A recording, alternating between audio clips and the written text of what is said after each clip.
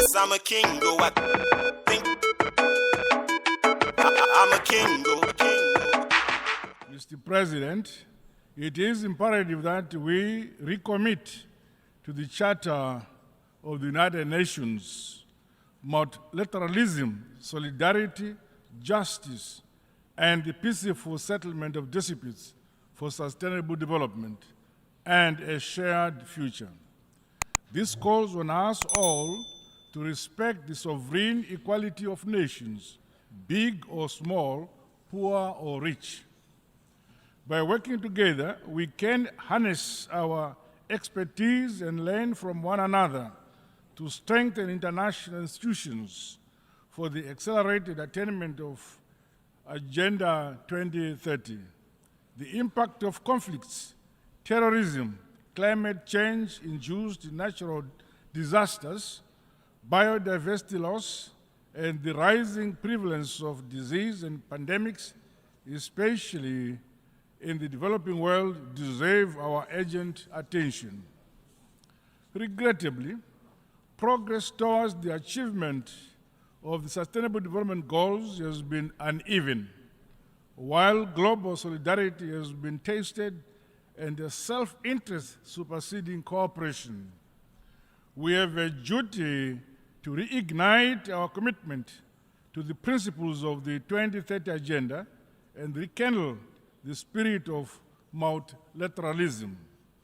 To accelerate our action on the SDGs, we must scale up investments in people and communities by ensuring access to quality education, health care, clean water, and sanitation for all. The creation of economic opportunities, decent jobs, and entrepreneurship, especially among women and youth, must remain a priority. Excellencies, Zimbabwe continues to entrench democracy, constitutionalism, good governance, and the rule of law following the recently held 2023 harmonized general elections.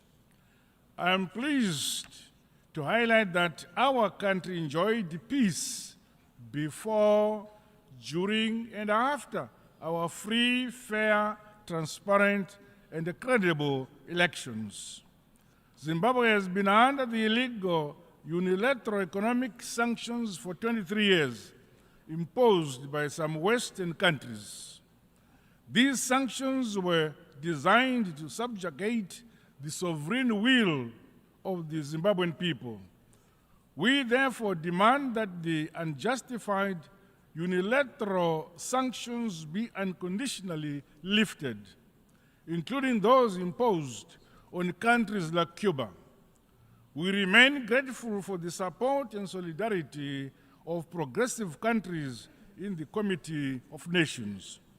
In spite of these debilitating sanctions, the people of Zimbabwe have become masters of their destiny.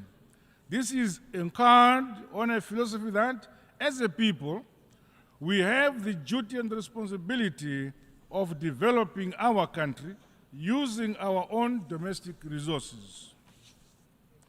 Partners and investors are welcome, but guided by our own vision and national priority areas. We are recording unprecedented development and economic success milestones. For the last 3 years, our country has been the fastest growing economy in our Southern Africa region. Further, Zimbabwe is prioritizing the eradication of poverty and improving the quality of life of our people, particularly those in rural areas.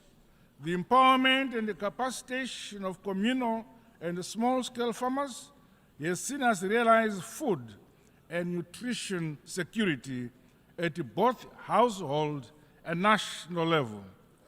With effect from this year, our country will become a net exporter of wheat. Zimbabwe has not been spared from the negative impact of climate change. Hence, my government continues to make the requisite investment in infrastructure to mitigate and build resilience towards climate change adaptation.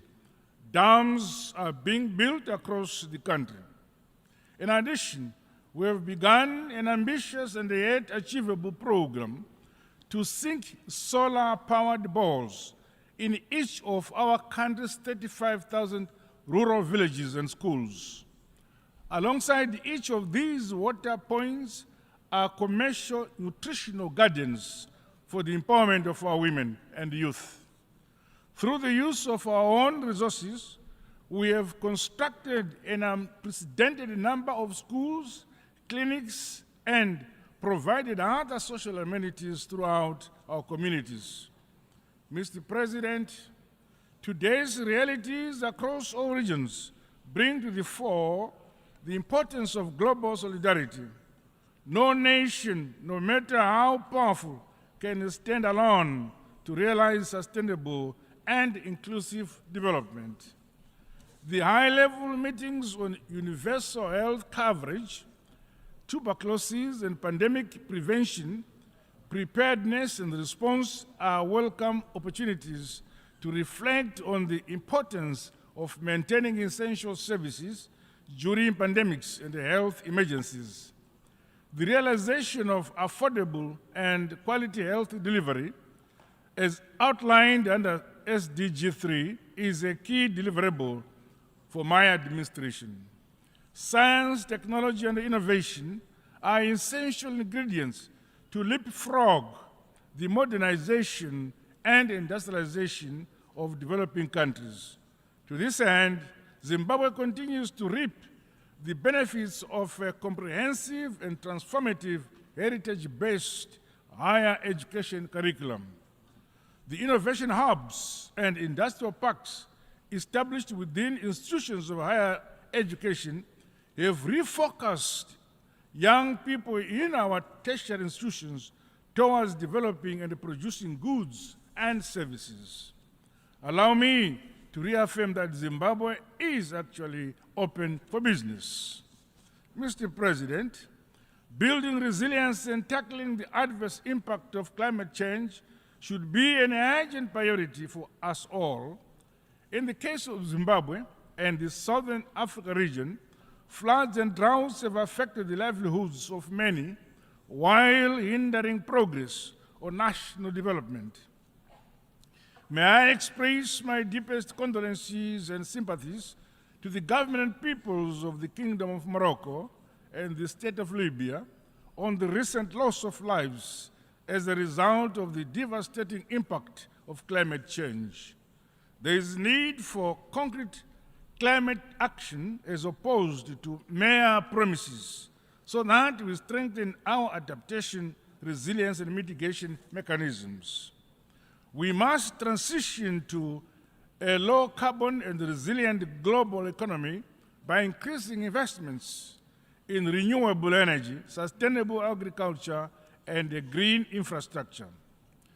Commitments made under the United Nations Framework Convention on Climate Change and the Paris Agreement must be honored to deliver climate justice. It is our hope that progress will be made to operationalize the loss and damage fund. Zimbabwe is implementing a climate change policy and response strategy, while disaster management and the early warning systems continue to be strengthened. Mr. President, the need to reform global financial institutions is of essence to unlock funding for developing countries.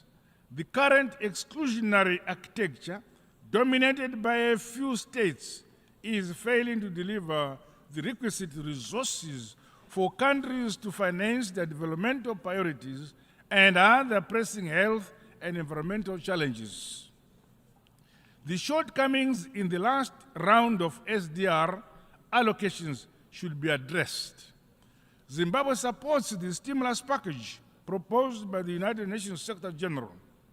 We further call for the long-term concessional loans, increased access to unused special drawing rights, as well as the use of modalities such as debt cancellation and restructuring as a stimulus for developing countries to grow their economies and build greater resilience. We strongly condemn tendencies by some powerful countries who preach peace, human rights, and democracy, and yet clandestinely fund conflicts and the unconstitutional change of governments for their own narrow interests. We further condemn the use of unilateral and illegal sanctions as a foreign policy tool at the disposal of some powerful nations, such as those sanctions imposed on Zimbabwe and the countries like Cuba. Such actions hamper the trust, global solidarity, and the multilateralism we desire. It is important that we channel our collective efforts towards building peace and driving forward our development agenda for shared prosperity. There is much more that unites us than that which divides us.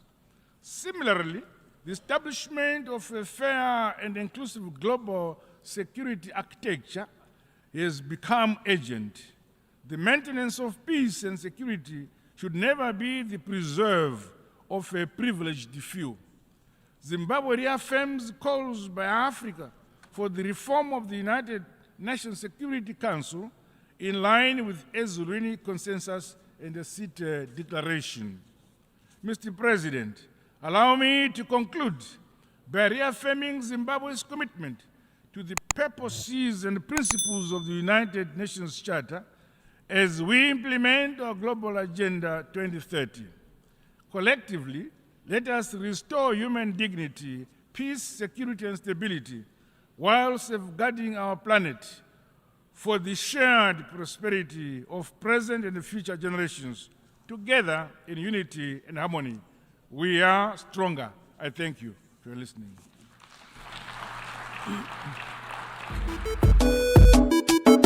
I'm a king, yes, I'm a king, I think